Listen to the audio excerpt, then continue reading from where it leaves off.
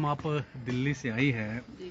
किस तरह का मंथन हुआ? क्या कोई सहमति बन पाई है जो टिकटों को लेकर बैठक हुई दिल्ली में जी? डिस्कस हुआ था जिसमें माननीय मुख्यमंत्री जी भी उपस्थित थे, उप मुख्यमंत्री भी थे और जो हमारे प्रभारी है उनके साथ बैठक हुई। उन्होंने कुछ नाम जो हमने शॉर्ट लिस्ट करके दिए थे उसमें उन्होंने कहा आप वो नाम भेज दें और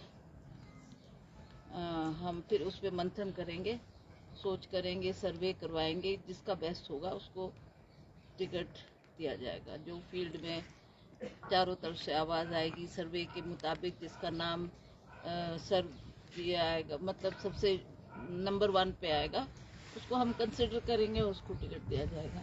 तो उस पर मुख्यमंत्री जी ने भी कहा कि कुछ टाइम दो, अभी हमारा इलेक्शन लास्ट फेज में है, हमारे पास टाइम है, हम थोड़ा इस पे मंथन कर ले फिर टिकट डिसाइड करेंगे। मैम, लगता है आपको कि लोकसभा का चुनाव बिल्कुल सर पे आ गया है, बीजेपी ने 2 सीटें भी घोषित कर दी है, तो जी। इतना वक्त है अभी कि सारा सर्वे हो, मंथन हो, उसके बाद कितना लंबा टाइम लगेगा? ऐसे माननीय नुकसान होगा? मुख्यमंत्री जी ने ये कहा कि मुझे थोड़ा आपने हालात को देखते हुए जो ये अभी परिस्थिति पैदा हुई है उसमें क्या उभर कर आता है, किसको हम तय करेंगे, फिर मैं बताऊंगा आपको शीघ्र ही, और फिर हमने टिकट्स को बाद में उसके बाद डिक्लेयर करना है। मंडी से आप भी प्रबल दावेदार हैं, तो क्या आप चुनाव लड़ रही है मंडी से कि नहीं लड़ रही है? किस तरह नहीं, की बात मैंने हुई? तो इनकार कर दिया है, मैं इस स्थिति में नहीं हूँ। मैंने सिर्फ एक एमपी फंड बांटने से कोई इलेक्शन नहीं जीता जा सकता।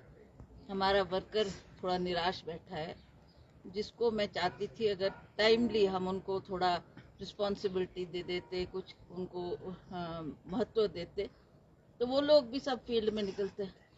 आज मुझे कोई भी वर्कर ऐसा सक्रिय नज़र नहीं आ रहा जो पार्टी का काम करेगा, और हम आप जानते हैं कि हम लोग इन्हीं के सिर पर इलेक्शन जीते। ये बात सरकार तक पहुंचाई थी कि इनको महत्व देना बहुत ज़रूरी है, तभी हम सशक्त हो सकते हैं, तभी हम उस कंडीशन में होंगे जब हम इलेक्शन फाइट कर सकते हैं। तो मैंने काफ़ी विस्तृत दौरा हर क्षेत्र का किया है, लगातार मैं फील्ड में ही रही हूँ, पर मुझे जो हालात दिख रहे हैं उसके मुताबिक मुझे ऐसा नहीं लगता कि हम इसमें ज़्यादा सफलता हासिल कर पाएंगे। तो मैंने ये डिसाइड किया कि मैंने अपना नाम विड्रॉ कर लिया। मैंने उनको बता दिया कि मैं इलेक्शन नहीं लड़ूंगी, और आप जिस मर्जी को ठीक समझे उसको उतारे फील्ड में, हम उनके लिए काम करेंगे।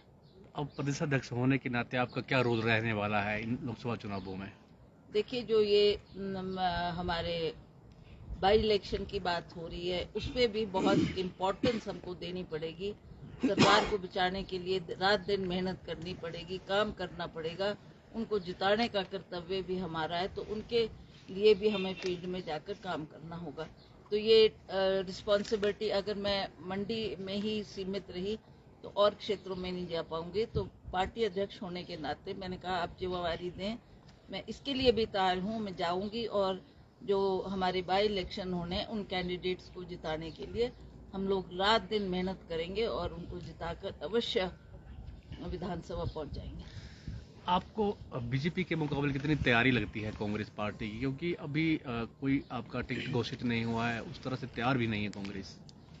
देखिए, हम मेहनत तो कर रहे हैं, फील्ड में हम लोग हैं, और सभी जो कार्यकर्ता हैं उनको भी ये आभास हो चुका है कि अब हमारे को इन चुनाव का सामना भी करना पड़ेगा। तो हम कोशिश करेंगे कि उनकी छोटी मोटी नाराजगी दूर करें, उनको तैयार करें ताकि वो फील्ड में जाकर काम करें, क्योंकि हमको ये सरकार को बचाने के लिए बहुत अहम कदम उठाने पड़ेंगे और रात दिन मेहनत करनी पड़ेगी ताकि हम इनको जिताएं और अपना बहुमत साबित करें।